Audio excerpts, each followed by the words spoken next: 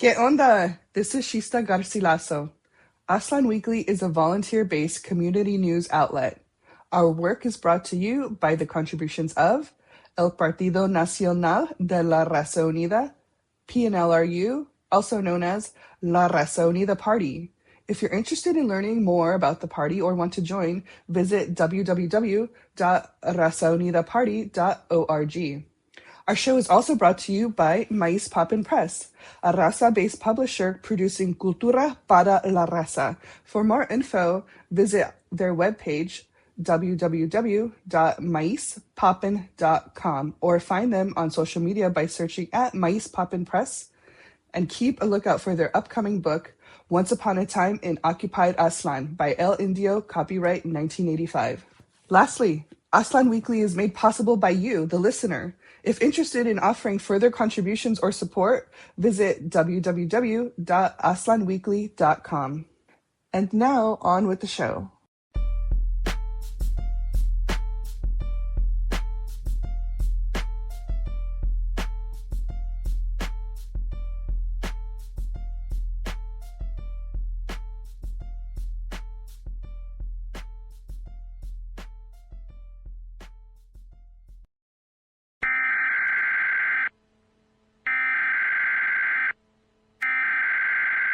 We interrupt this program for a special news bulletin.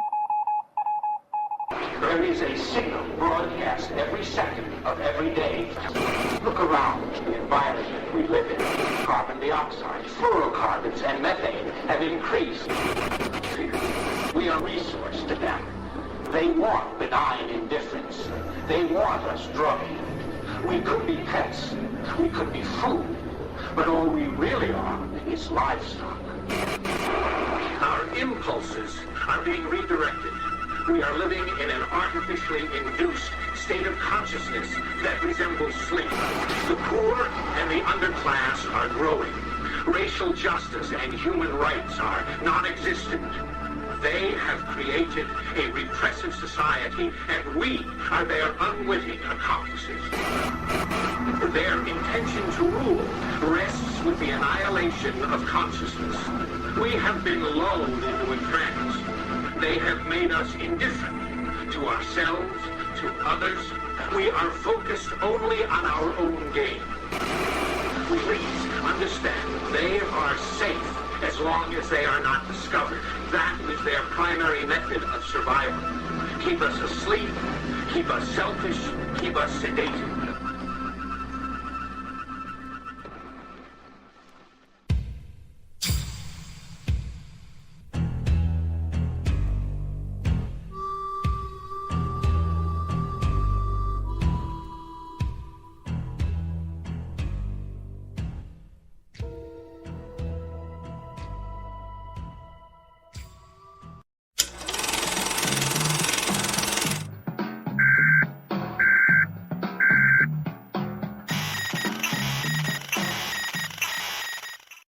¿Qué hubo, raza? Yo soy Ernesto Ayala. ¿Qué hubo, raza? Yo soy Shista Garcilaso. ¿Qué hubo, raza? Yo soy Robert Ramirez. And this is Aztlan Weekly. We begin with wildlife-related news desde Califas. According to the San Francisco Chronicle, 3 endangered California condors have died from lead poisoning in Central California, marking a significant setback for the species recovery program. Wildlife officials confirmed the birds ingested lead ammunition fragments from animal carcasses.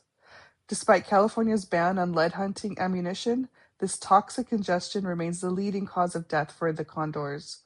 The loss heavily impacts the local population, which struggles to reach self-sustaining numbers. Conservationists are intensifying calls for hunters to use non-lead alternatives to protect the remaining 560 birds. Y en migra-related news desde Tejaslan, according to KVIA.com, the Camp East Montana Immigration Detention Facility has closed to visitors through late March 2026 following a measles outbreak. Representative Veronica Escobar confirmed 14 active cases and 112 individuals in isolation. The facility, housing $3 detainees that have been captured, has previously reported COVID-19 and tuberculosis spikes. Representative Escobar criticized Operation Acquisition Logistics, LLC, for a quote-unquote preventable crisis. and inadequate safety measures. Lawmakers are now calling on the Department of Homeland Security to close the camp and investigate the contractor.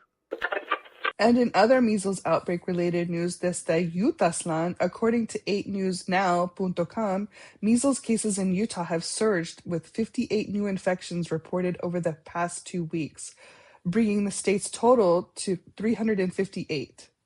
This spike is concentrated in urban areas like Utah and Salt Lake counties, with 162 confirmed infections since the start of 2026.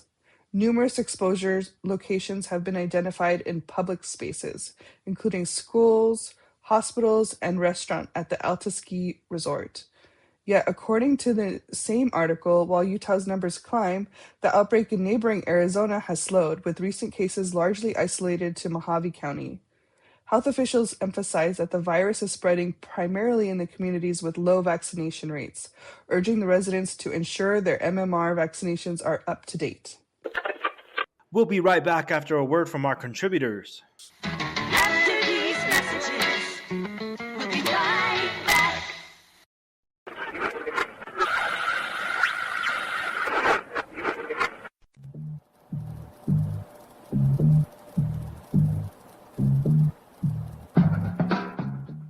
I'm Scott Russell Duncan, a Chicano writer, editor, and AztlanWeekly reporter with the widest name. AztlanWeekly is produced in association with Maíz Poppin' Press, where we publish radical imagination and resistance writing that pops.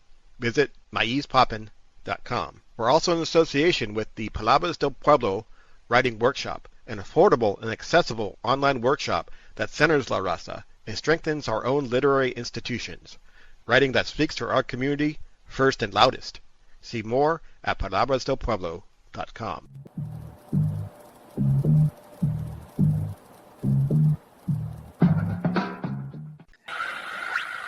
Y en otras noticias, desde Arizona Slan, brought to us by our camarada Shista Garcilaso, according to KTAR.com. Arizona is honoring Emily Pike with a permanent memorial. The memorial at Fitch Park near Center and 8th Street features a granite plaque with Emily's photo, an engraved bench, and a newly planted red pistache tree. A place for the community to reflect and remember a girl who once played in that very park. A second memorial, an Arizona Department of Transportation highway sign, will be placed at milepost 277 on Highway 60, near where her remains were found. Her family also plans a memorial in San Carlos, according to 12news.com. Emily went missing on January 27, 2025 after disappearing from her Mesa Group home. Her body was discovered weeks later along Highway 60 near Globe. While her death was ruled a homicide, no suspects have been identified and no arrests have been made. Federal investigators are currently offering a $200,000 reward for information leading to an arrest in the killing. You can contact the Bureau of Indian Affairs to report a tip in this case. And now weather-related news from Colorado Springs, Colorazlan. According to Gazette.com, Colorado Springs recorded its hottest February ever in 2026, with an average temperature of 41.8 degrees Fahrenheit, breaking the previous 1954 record. Confirmed by the National Weather Service, the month also ranked as the 11th driest with minimal snowfall. Persistent high pressure and strong La Niña pattern are attributed as causes. This period contributed to the city's warmest meteorological winter on record. Back to Califaslan, desde Salinas, Northern Califas. According to edsource.org, indigenous Mexican parents in Greenfield, California are demanding improved interpretation services as language barriers in Triqui and Mixteco hinder their ability to engage with schools. A lack of specialized interpretation often results in parents being unable to address crucial issues like bullying and school suspensions. The issue is further compounded by a significant undercount of students speaking indigenous languages, resulting in inadequate resources. While some districts are piloting tools like the Nurbly app to boost participation, families still report inconsistent support. Ultimately, parents are calling for enhanced cultural awareness and direct one-on-one interpretation to ensure student safety.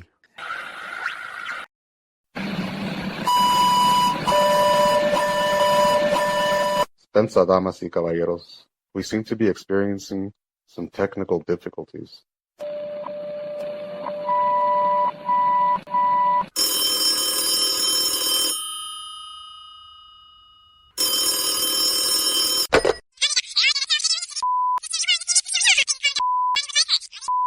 I don't know, just put it in a tape.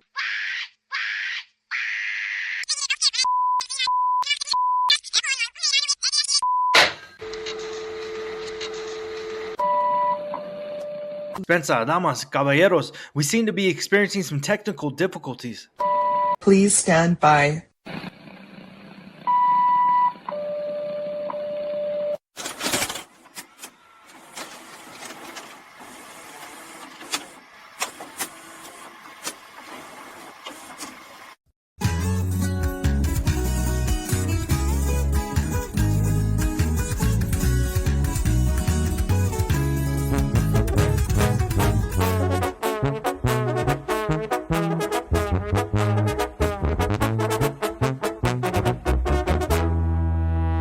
Mi moreno, sí, tú me tienes temblando.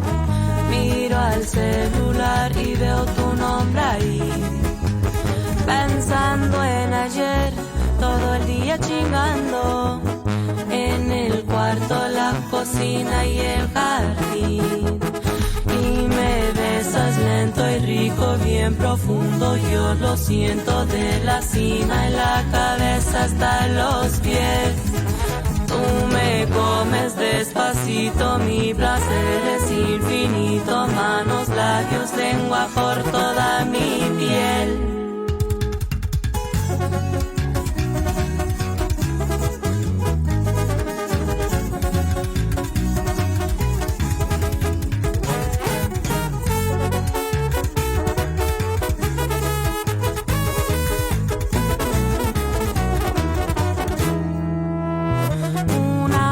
Así se siente como años. Haciendo el amor vengo con frenesí. Solo tuya soy, otros se sienten extraños. Si me muero hoy sabes que ya viví. Antes de ti yo no vivía, fui vagando por la vida, despreciada y deprimida, esa fui. Tomando de la botella, hoy no reconozco a ella, la dejé el día que te conocí.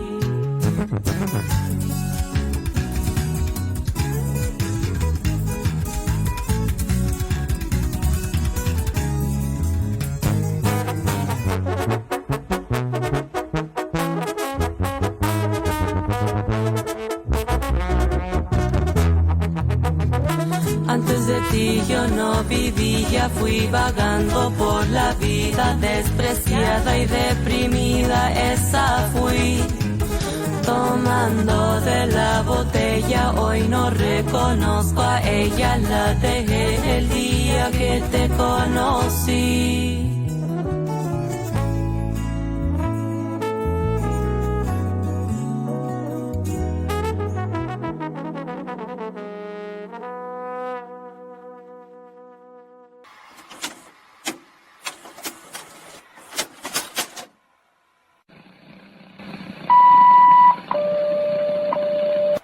And we're back, raza. That was a song by La Doña, titled Tus Besos. You can find more of their música online, including Insta, YouTube, and Spotify, by searching La Doña. And back to Tejaslan desde El Paso. According to KTSM.com, the Socorro Independent School District is hosting its 8th annual student art exhibition, Bold Beginnings, at the El Paso Museum of Art, featuring original work from 49 students across 6 high schools. The exhibition runs through March 2026. Students created pieces inspired by the museum's collection and received professional mentoring on art careers and curation. Participation in this showcase has more than doubled, highlighting the growing artistic talent within the district. This collaboration offers a high-profile platform for students to display their diverse perspectives to the community. Y en noticias desde Nevada, Nevada, according to the University of Nevada, Reno, UNR.edu, the U.S. Department of Energy awarded the University of Nevada, Reno a $9 million grant, to study cactus pear as a climate-resilient biofuel feedstock. Tunas. Researchers aim to optimize the plant's biomass production using significantly less water than traditional crops. The project targets arid and semi-arid regions, expanding options for renewable fuel cultivation. Advanced techniques like genome mapping will be utilized to improve productivity.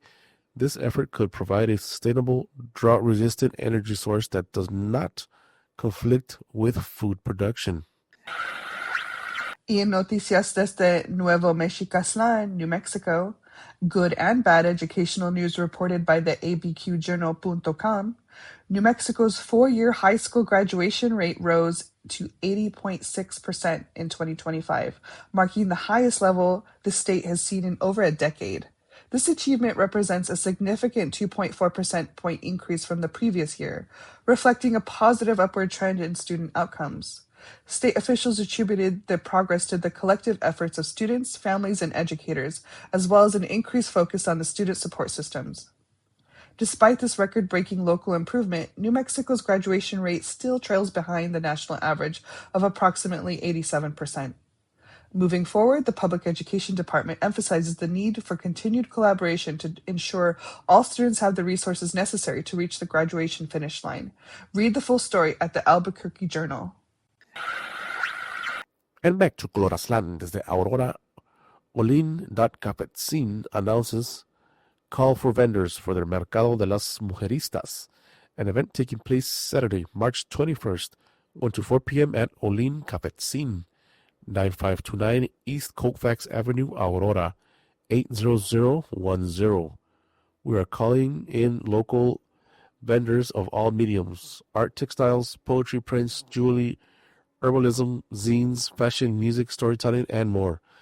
This is space to showcase your identity, your power, your voice. To apply to vend, DM us on Instagram, search olin.cafetzin. And back to Tejaslan desde Houston. Las Perras Cafe announces we're ready for our next round of artists. We are proud to present Gut Feeling, Ancestral Intuition and Wisdom as a Catalyst for Change. As we see the world around us get darker, I have been contemplating the power of our intuition, or as I like to call it, ancestral wisdom. We must look at those who came before us in order to step into this new chapter of the world. Our culture, spiritual practices, and languages are constantly being stripped from us because of the power they hold. Apply at the link in our bio if this feels aligned with your work. Applications are open. The deadline to apply is Saturday, March 14th at 11:59 p.m. You can find more on their Instagram account by searching Las Perras Cafe. You can also find more from them on their website, lasperrascafe.com. And now, eventos en Aztlán.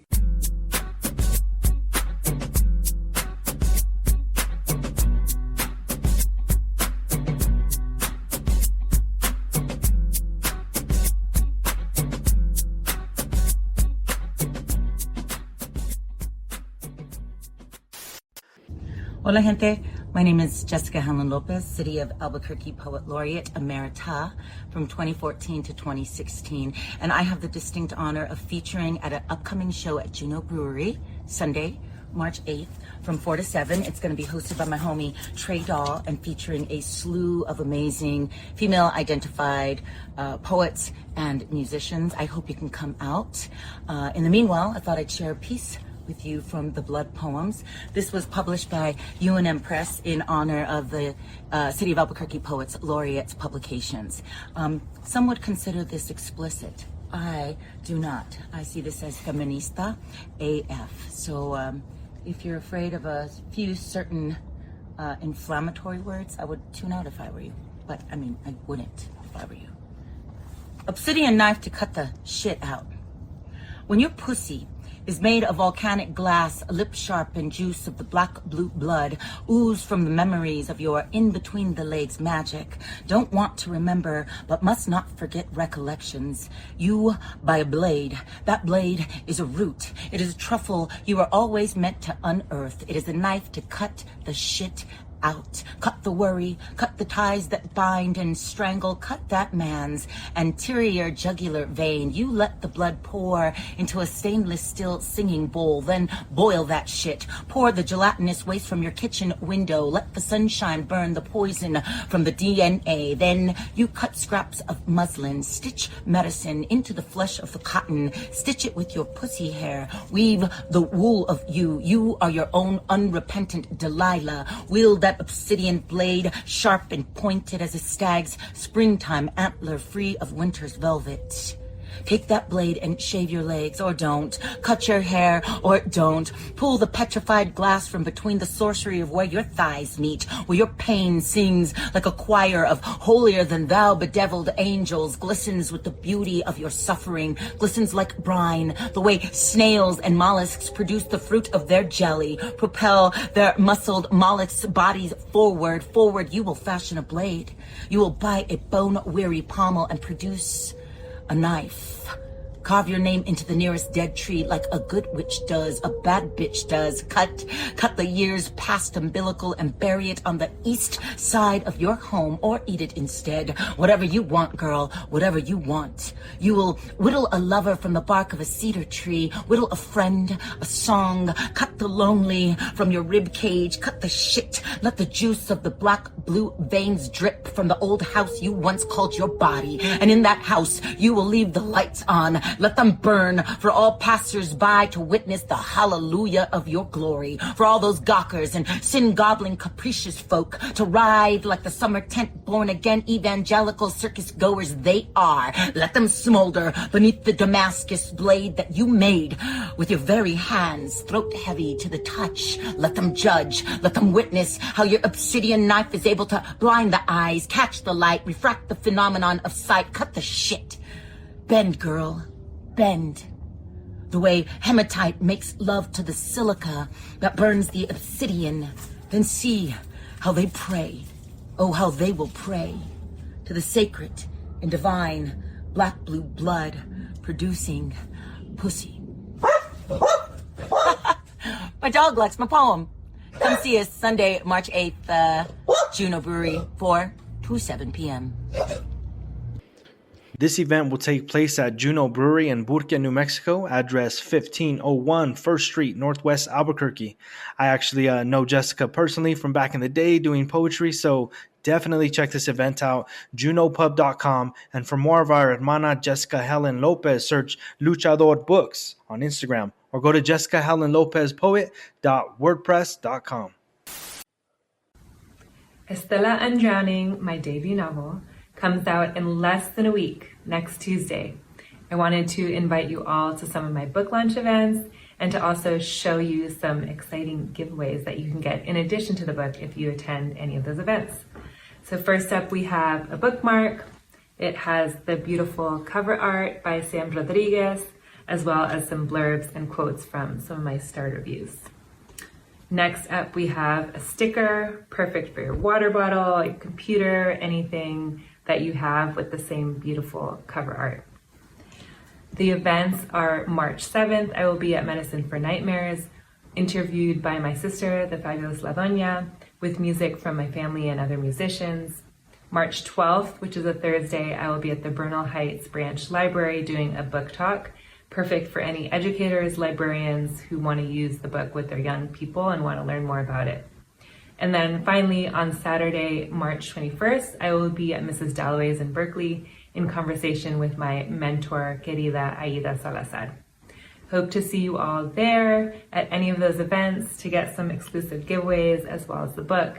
And any educators in the house, please ratify that tentative agreement. We are so close to a contract. Felicidades a todos, and hope to see you soon. Y un evento desde Las Vegas Land, Nuwu Art announces we have another installment of Art Jams coming up at the Nuwu Art Gallery, hosted by @EgoFlesh from @ScramBledEggSexies. Don't worry if you've missed one. We are having one every Friday this month until Nuwu's famous Final Friday event. We invite you to come along, make art, make friends. Feel free to bring materials and a project to work on. See you there. Art jams this month, Friday, March 13th, 4 to 8 p.m., and Friday, March 20th, 4 to 8 p.m., where Nuwu Art Gallery and Community Center at Nuwu Art, 1331 South Maryland Parkway, Las Vegas, Nevada, 89104. Free and open to all. Hey, this is Robert Ramirez with the Brown Book Club podcast. Join us this coming Monday, March 9th at 7:30 p.m. Mountain Time. That's 6:30 Pacific Time, as we join up with Kelly Lido Hernandez, author of the book Bad Mexicans. You don't want to miss this. Kelly has so much information. We're going to be picking her brain, asking her all the questions, and getting all the answers. So go ahead and check us out on Facebook, Instagram. We'll be posting that Zoom link very soon. Again, Monday, 7:30 p.m. That's March 9th on Zoom. Un evento en Calimazlán, the Monterrey Bay Poetry Consortium welcomes you to enjoy a free evening of poetry on Sábado, March 14th, 5:30 p.m. at the Pacific Grove Public Library, featuring Las Chicas de Círculo de Poetas and Writers, Vicky Bañales, Aidid Medina, Diosa Xochiquetzalcóatl, and Adela Najarro. When? March 14th at 5:30 p.m. Where? The Pacific Grove Library, 550 Central Avenue, Monterrey Bay, Califas. Y un evento en Tejaslan desde Fort Worth, Cultura Market announces, come see what the community really feels like. Shop incredible local artisans, grab a cafecito y un pan, vibe to some music, and enjoy la cultura. Don't forget to invite your friends, family, and bring your fur friends to enjoy the day with us. Nos vemos, amigos. Free event, local vendors, coffee, food, music, vibes, handmade goods, family, dog-friendly. Sunday, March 8th, 10 a.m. to 2 p.m. Casa Azul, Fort Worth, Texas. Para más información, search Cultura Markets on Instagram. And from Arizonazlán, desde Phoenix, Backpacks for Kids, Arizona shares their monthly food distribution calendar. The following is the food distribution schedule for March 2026. Distribution days and times are Tuesdays, March 3rd, 10th, 17th, 24th, and 31st, from 11 a.m. to 12:30 p.m. For Client Choice Wednesdays, March 4th, 11th, 18th, and 25th, from 6 p.m. to 7:30 p.m. For Pros and More Thursdays, March 5th, 12th, 19th, 26th, from 6 p.m. to 7:30 p.m. for Client Choice. Please be advised that you can visit for produce and more every Wednesday. However, you must select either Tuesday or Thursday for your Client Choice visit. Our facility, Backpacks for Kids Arizona, is located at 6819 North 21st Avenue, Suite N, Phoenix, Arizonazlán 85015, with the entrance located at the rear of the building. Upon visiting, please ensure you have a valid ID and bring your own bags. Should you have any questions or concerns regarding the schedule, please feel free to notify us. For more info, visit their webpage, BP4, as in number 4, BP4KidsAZ.com. That's BP4KidsAZ.com. And now Aztlan Weekly presenta Op-Ed with our camarada Yvette.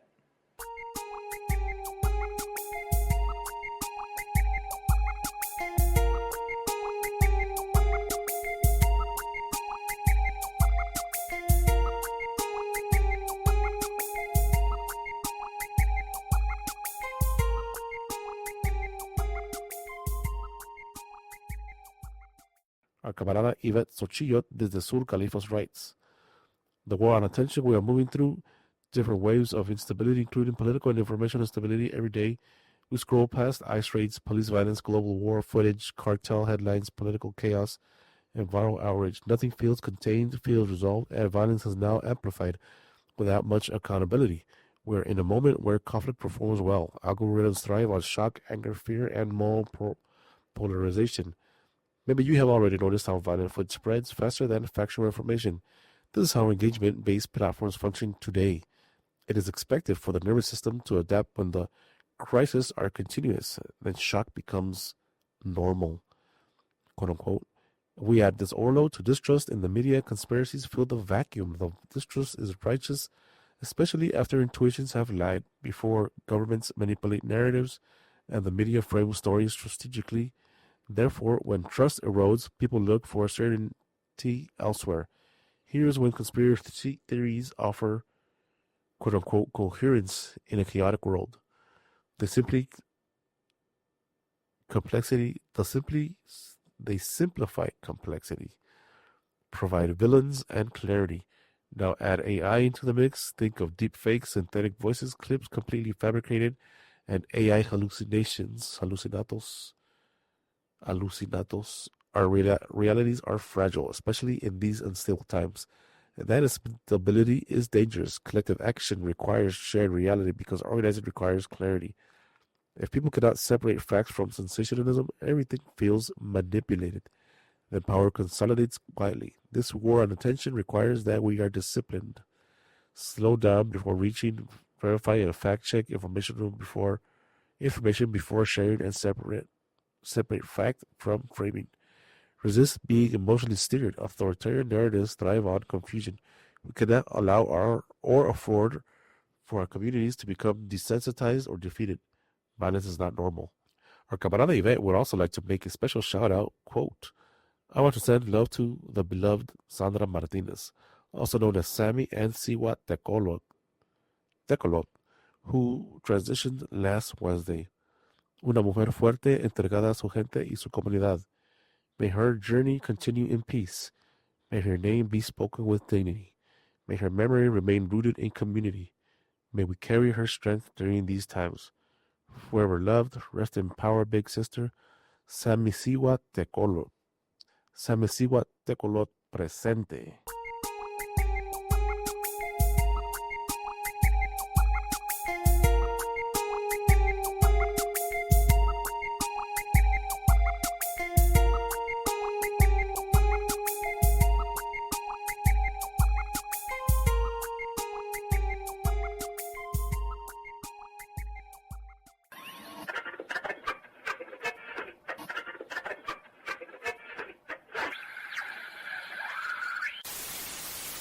And now Aztlan Weekly presenta Humanidad Behind Bars.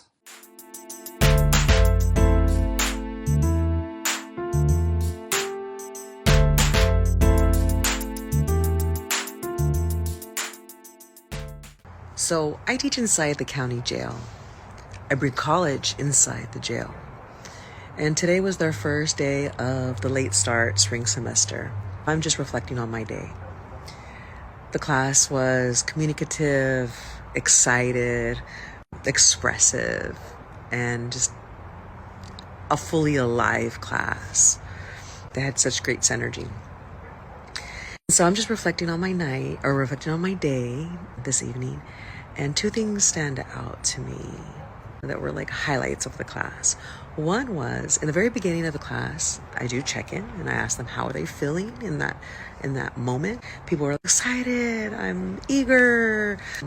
One person said I'm anxious, and then one much older man said I'm scared. And I said, sir, thank you for your honesty. That's a common feeling for first generation college students, and most of my students are first generation college students. And I was like, you're human. And I was like, thank you so much for your honesty and for sharing that. At the end of class, it's like a 3-hour class. At the end of class, I'm asking people, how are you feeling? And he says, I'm feeling better. And I said, you're feeling better? That's good. Do tell.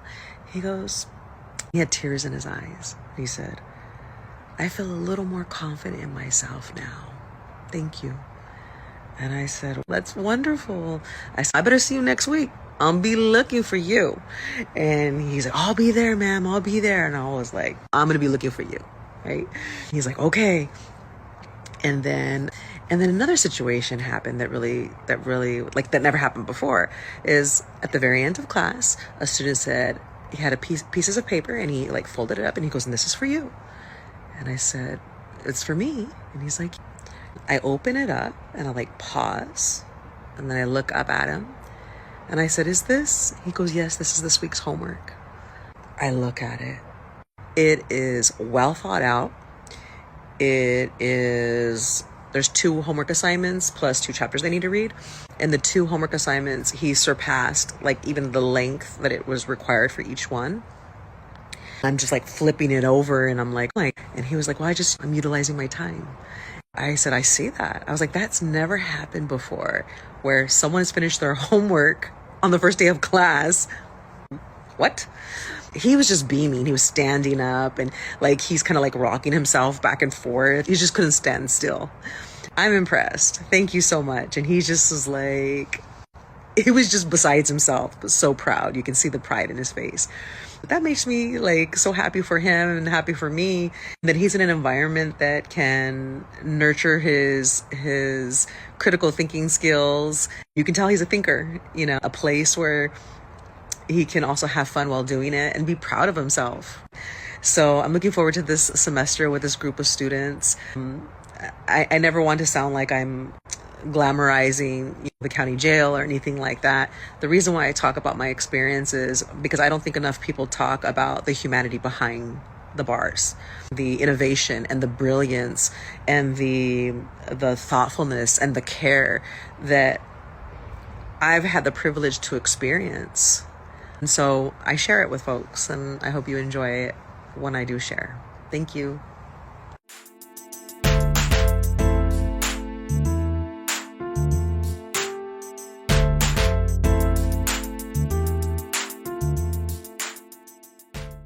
That was our camarada La Profa Chicana Melanie with the Rising Scholars Network.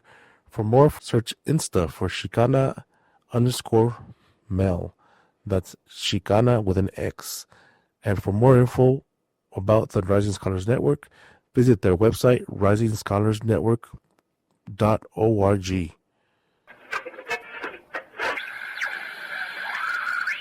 And now Aztlan Weekly presents Where in Aztlan is Scott?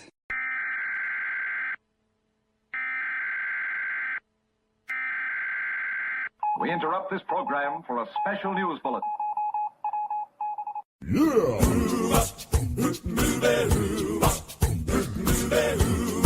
Tell me where in Aztlan is Willie? Where in Aztlan is Tell me where in Aztlan is Willie? Where in Aztlan Is Scott? I'm Scott Russell Duncan, Chicano writer and editor with the widest name. And this is Where in Aztlan is Scott. Today, to help me answer that question is Alejandro Valles. So, hello, Alejandro, and where at Aztlan are you? ¿Qué onda? I'm in Long Island, but I spend a lot of my time, my creative endeavors in Puebla, York, which is approximately an hour away. And for me, it's no feat at all to go there for my creative endeavors. That's where I am. Oh, I'm sorry. That's cool. Yeah, so Long Island is like outpost Aztlan out there then, huh? Yeah, well, this is where I work. This is where I found my niche working, in Gabacho land. So, like, you're in New York. Maybe where's your family from?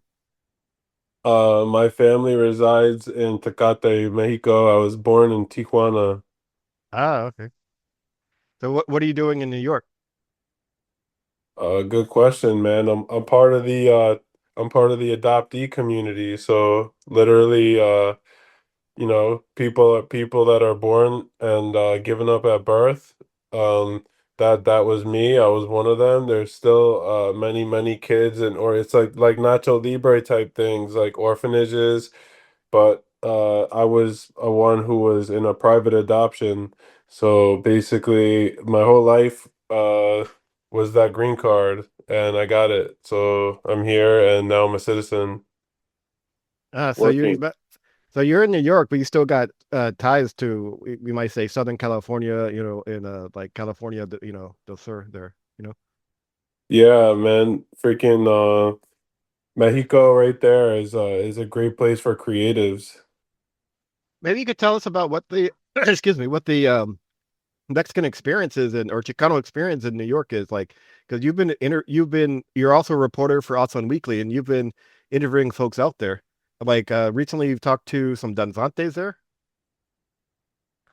Yeah, so that's all new to me, and they've been explaining it to me, and it's a mix of indigenous and colonization storytelling in real time in front of you on the streets, and like for everybody that sees it, they all have similar questions, and the story kind of plays out in front of you with whips and yelling at like it's like indigenous type behavior, and then but then it's like storytelling of like a jaguar type hunt, and it's really entertaining to see in the streets of New York, in the middle of Brooklyn. It's something really cool to see, and they also go back to Puebla and perform as well. So yeah, it's really cool to meet all these people that do that type of thing, and they put their costumes, a lot of unique artwork into it.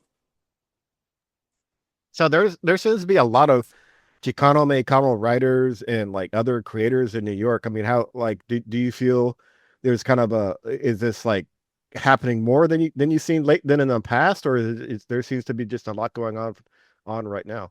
Is there kind of renaissance Well, of Chicanismo?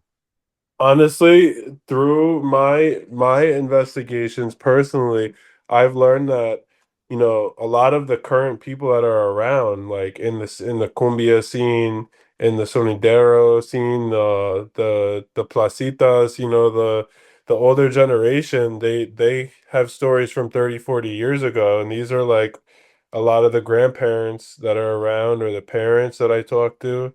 And I still have lots to learn. So as far as I can tell, Mexicanos have been here, just like everybody else. The stories are pretty cool, and the way that Mexicanos blend into New York is something like really for me to be a part of it, and the diaspora for me, it's huge.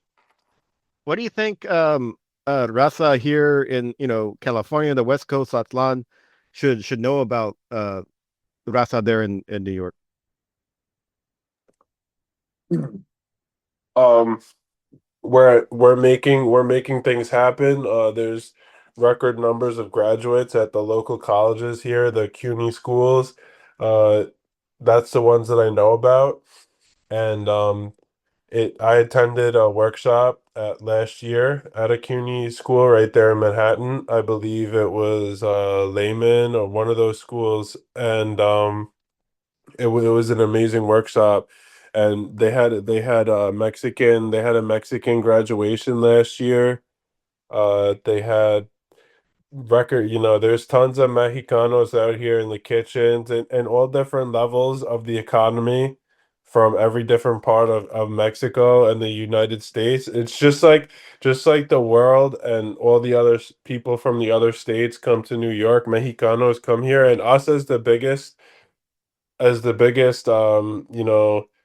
uh immigrant group, we are it's definitely like noticeable at the places that I go. So what I would love everybody else to know is that when you visit New York, um you don't just have to come visit the Empire State Building and the Brooklyn Bridge, which is great places to go. You could also come to the placitas, and even if you just want to walk around and talk to us and like hear some cool stories, it's like it's part of our timeline as Mexicanos, being in New York, because the styles and everything is it's relevant to all Mexicanos. We sing corridos here. There's been times where it's like people reply to my stories, and they're like, "Are you in Mexico? Are you in New York? Are you in San Diego? Where are you?"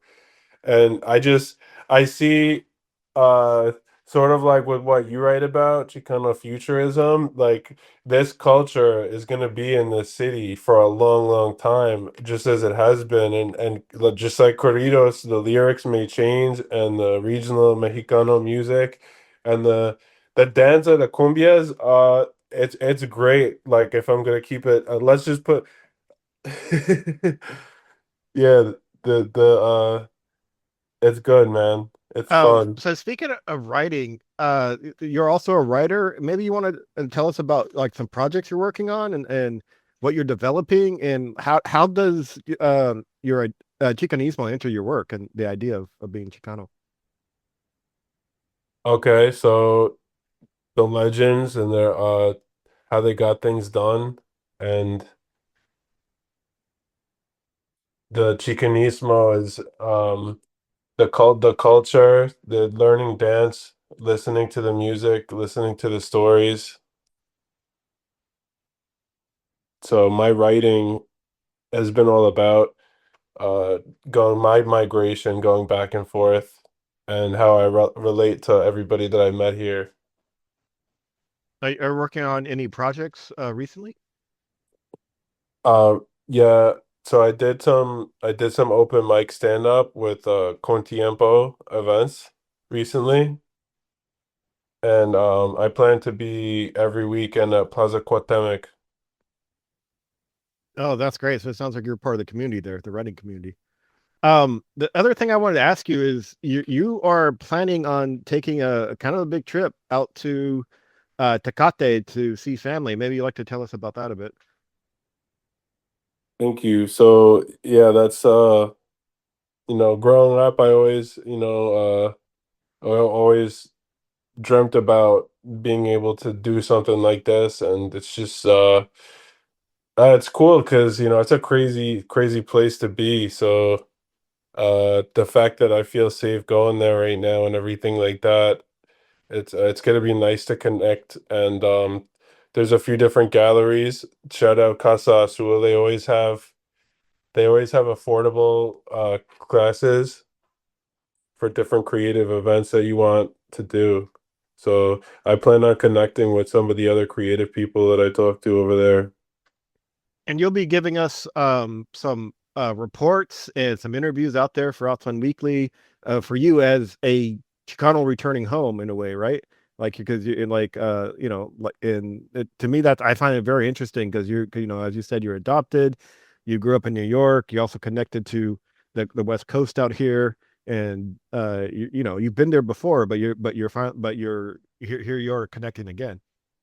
Yeah, I really connect with the insurgency timeline in one of my stories, and like connection to the northern like opposition to the ceding of Mexico, and that part of history, and how things like that, communal land, like reversal of the taken, like communal land being taken, things like that really interest me in my stories, and I'd like to write about things like insurgency and cross border. Like I'm writing a story about a guy called Loco Azul, and yeah, I would like for other like Mexican adoptees to be able to relate and to learn at the same time about going back and forth. And like I always, in the back of my head, even when I was a kid, I thought it was cool how like people didn't know if I was from California, or people didn't know like where I was really from. So I want to incorporate that mystique. Yeah, my name is Scott Russell Duncan, so that's fully understand that confusion that people throw on you. But yeah, Yeah, that sounds like a great trip and like a big really good like big thing to start off your writing and to really get into like these ideas of who we are and like how we relate to where we come from. And I'm looking forward to your upcoming series here. Um yeah, anything parting you would like to say to the audience before they start hearing about your reports? yeah. Shout out you for interviewing me for the Palabras del Pueblo workshop, which I'm still learning and studying the material and incorporating my own material, and it really touched me. Like, and not to be soft because there's a lot of badass stuff, chingon, a lot of stuff in there that is really badass. That's great. I appreciate it. So this has been Where in Aslan is Scott, and I want to thank Alejandro again for being interviewed and for sharing his journey with us. And stay tuned for more Aslan Weekly programming.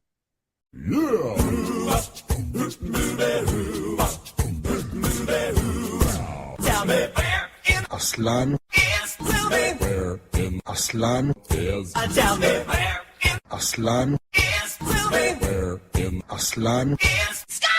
Yeah. Now we return you to our regular scheduled program.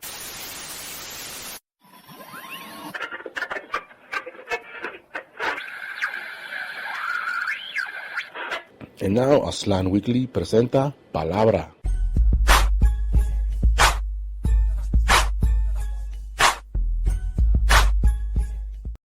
I get asked all the time, well, what's the solution? How do we break away from capitalism? Why don't you lead the movement since you're over here always talking shit on social media? The thing of it is I have given solutions. Y'all just don't want to hear it because you think it's too fucking hard. When in reality, it's actually much easier than what the fuck we're living in now.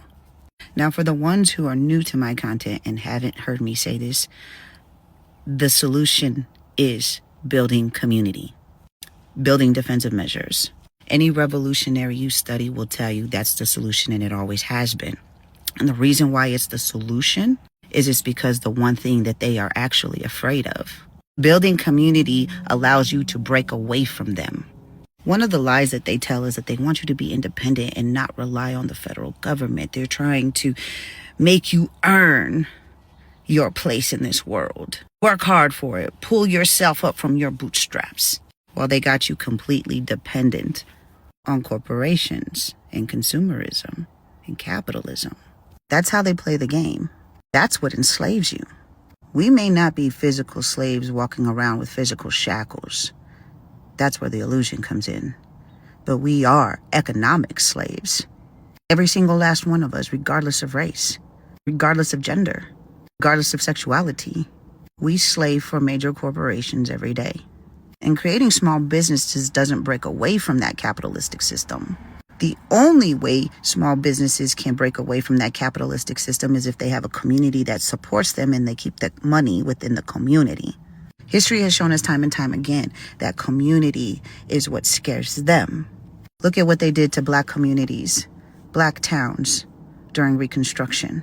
They were creating their own banking systems, their own trade and barter systems, their own education systems, their own political systems.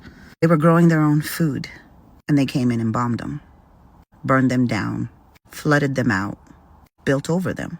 They did the same thing to Native Americans, destroying our villages, destroying our cities, placing Native Americans in reservations on lands that were not fertile, because they knew if Native Americans had fertile lands, that they could survive without them.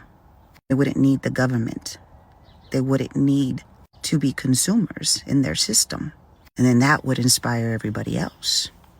They would come to Native Americans and learn how to live free, which they actually started doing. See, when the Pilgrims came over here, many of them walked away from their white settlements. Many of them integrated into indigenous tribes. That's the part of history they don't tell you. Not because they were trying to take over, but because they were living better lives. And when they were losing their own people to Native American ways, that's when they decided to infiltrate into tribes themselves. This is where they start to massacre people. This is where they start creating broken promises. They had to keep their own people with them. This is why they reopened the government, because they saw communities banding together. They saw communities finding resources to help those going to be most affected. They saw us not having to depend on them. Every time we start building community, they stop it. But this is the time. This is the opportunity where we don't allow them to stop it anymore. They're doing the hard work by dismantling it for us. They are dismantling the system. They are proving the system is not working how they have always claimed it would work. So while they're dismantling all that shit, this is where we should be building community with each other. It's not going to happen overnight. Decondition yourself from having instant gratification. But it's also not going to take 250 years either. And just food for thought. Just putting it out there. A reminder that violence isn't always physical. Economic violence exists. This is how they keep us enslaved. So we fight back. Not just through national boycotts. Not going to stop the consumerism.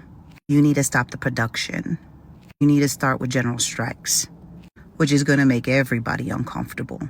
And you have to be okay with that. That was our Hermana Brown Pride Girl. For more from her, search online Brown Pride Girl.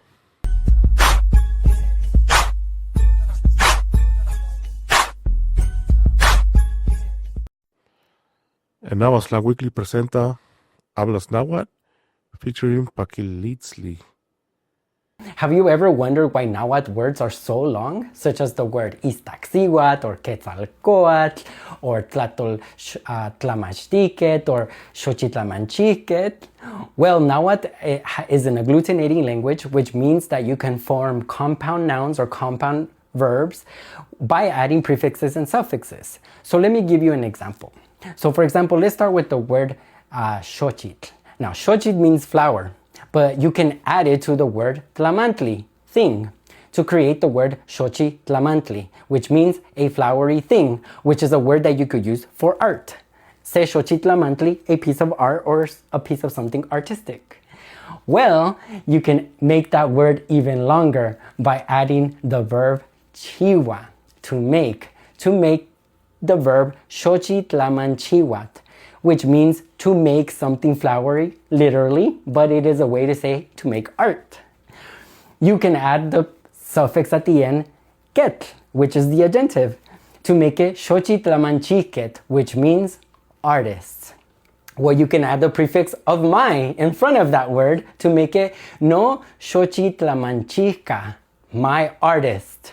Now, if I respect this artist and I venerate this artist, I can say no Xochitlamanchicatzin. And if there are multiple artists that I love and venerate, like my venerated artist, I could make it no Xochitlamanchicatzitzinwan. And as you can see, the words in Nahuatl can become really, really long. There's not a lot of limits to how you can construct words. That's a feature that makes the Nahuatl language so beautiful and so pretty. And it sounds really nice. Do you all know any other agglutinating languages out there in the world? I'm curious to know what languages you speak and what the longest word that you know in any language. Let me know in the comments below. That was our hermano Paquilitzli. For more from him, search Paquilitzli on Instagram. You can also find him on YouTube by searching the same name, Paquilitzli. And now Aztlan Weekly presents Maestro Speaks con Rafael Avitia. What's up, gente? What's up, Raza? Good morning. Just want to do a quick live on the day 4 of the war in Iran, in the Middle East, and the other side of the earth. Just a heads up, and thinking about the soldiers that are out there, specifically thinking about the young men and women who are serving the United States, who are serving under a madman, who are serving under a terrorist agenda of occupation for money, blood, for oil. Who are taking orders from people who themselves have never served, themselves don't have the courage to send their own kids, much less themselves, to fight a war. Just a heads up on all these soldiers. Let's support the kids who are out. Let's calm them that, because a lot of the parents and families, that's what they still see them as, because a lot of them are young. Let's support the young people out there, in the sense that we don't come down on themselves, right? Ideally, it would be great if those soldiers actually, took a stand and refused to take orders, refused to do something, went on strike and refused to take these illegal orders to invade another country, to kill another innocent 165 schoolgirls, like they did the first day of this war, like the madman and his support team did the first day when they invaded Iran. That would be ideal, that that they protest, that they strike, that they boycott, that they refuse to take these orders. But we are not in their shoes. We are not with them. They are isolated for the most part. They're getting orders from a madman who himself has never served, but loves the sound of people dying and blood and things exploding. He's like a child, an overgrown child, and he's loving this power trip of taking over countries. So for a lot of our young people out there who are serving, and some who made it a career, and for those who've been there as a career, I would question why they continue to be there, other than maybe the financial reasons.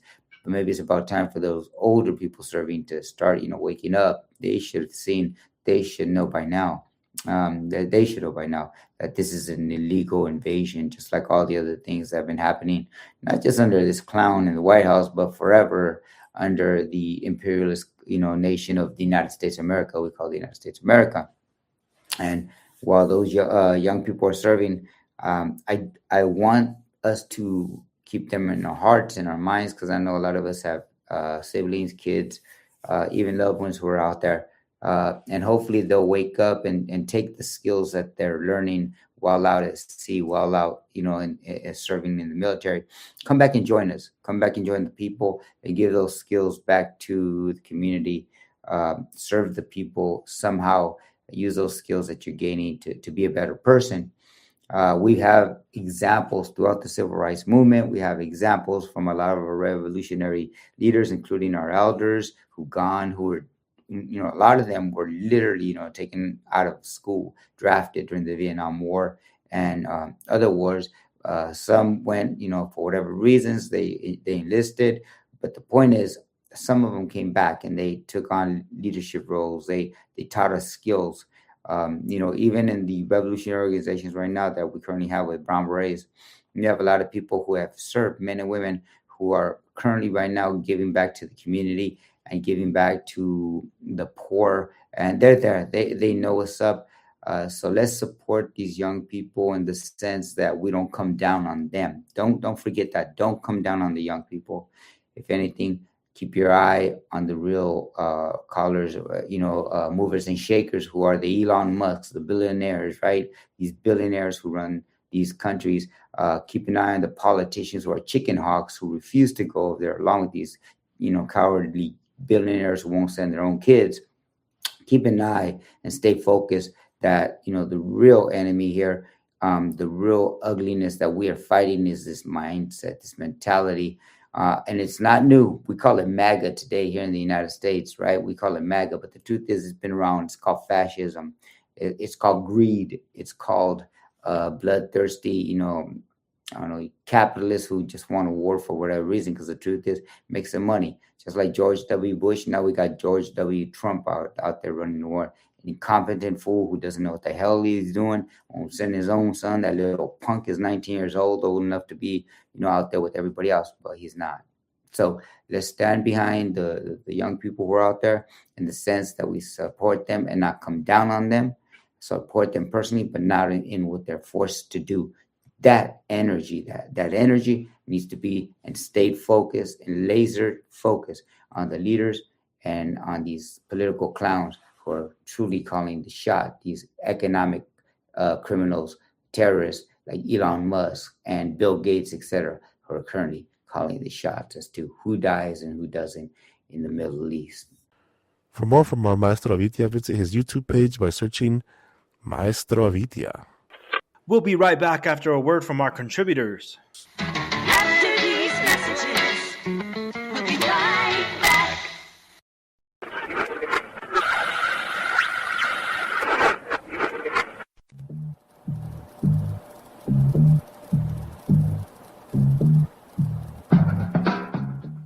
I'm Scott Russell Duncan, a Chicano writer, editor, and AztlanWeekly reporter with the widest name. AztlanWeekly is produced in association with Maiz Poppin' Press, where we publish radical imagination and resistance writing that pops. Visit maizpoppin.com. We're also in association with the Palabras del Pueblo Writing Workshop, an affordable and accessible online workshop that centers La Raza and strengthens our own literary institutions. Writing that speaks to our community first and loudest.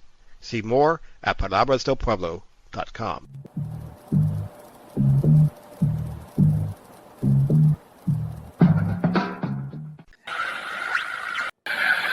And now, shout outs.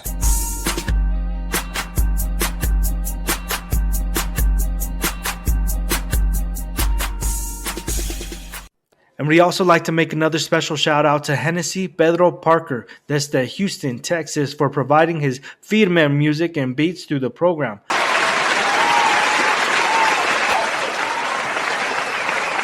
If you'd like to hear more from him, visit soundcloud.com/Hennessy Pedro Parker.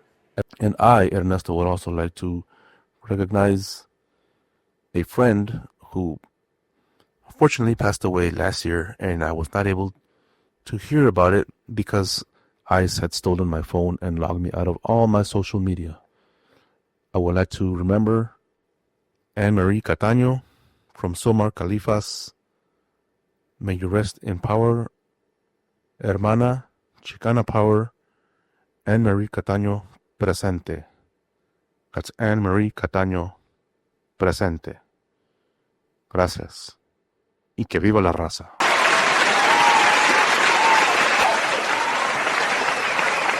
And once again, our camarada Veronica Aliel would like to give a shout out to all raza who are in any way contributing to building locally in their communities.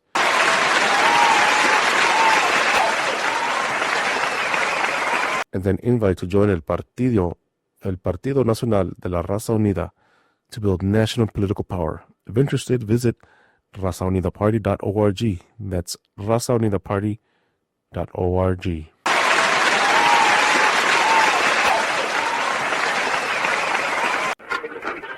And finally, Aztlan Weekly would like to hear from you, Raza.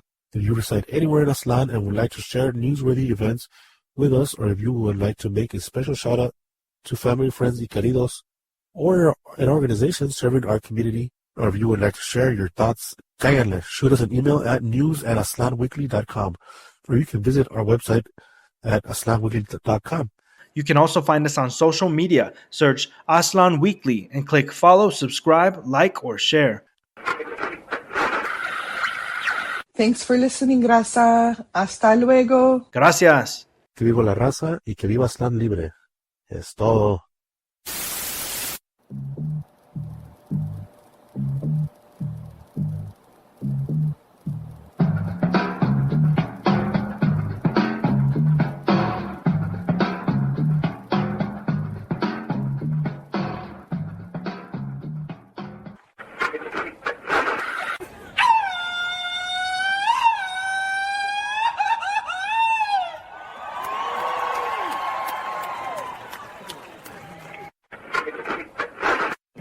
Minutes, Coordinated Universal Time.